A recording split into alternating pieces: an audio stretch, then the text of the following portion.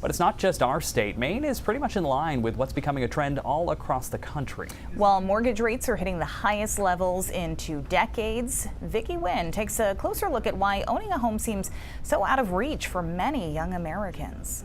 If you are one of the millions on a journey toward the American dream of owning your own home, then you probably already know. It's tough out there. This week, the average interest rate on a 30-year mortgage climbed to 7.48%, the highest level since November 2000. It is very, very freaking hard to buy a house. Rates have nearly tripled in the span of just a couple of years from the lows seen during the pandemic. Back in January 2021, they dipped to 2.65%.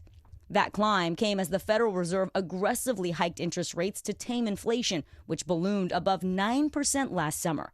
But even as overall inflation has cooled and the Fed has slowed its efforts, mortgage rates have continued to climb, a lingering problem for both house hunters and would-be sellers who are opting to stay put.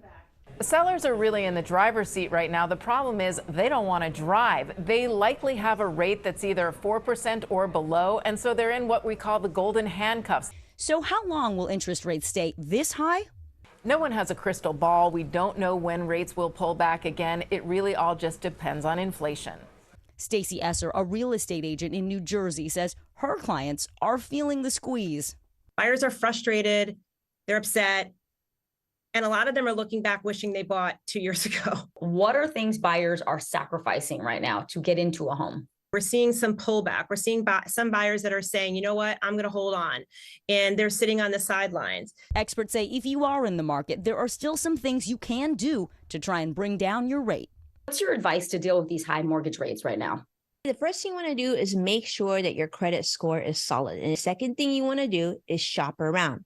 Take a look at mortgage brokers and other credit unions and other options that might be available to you.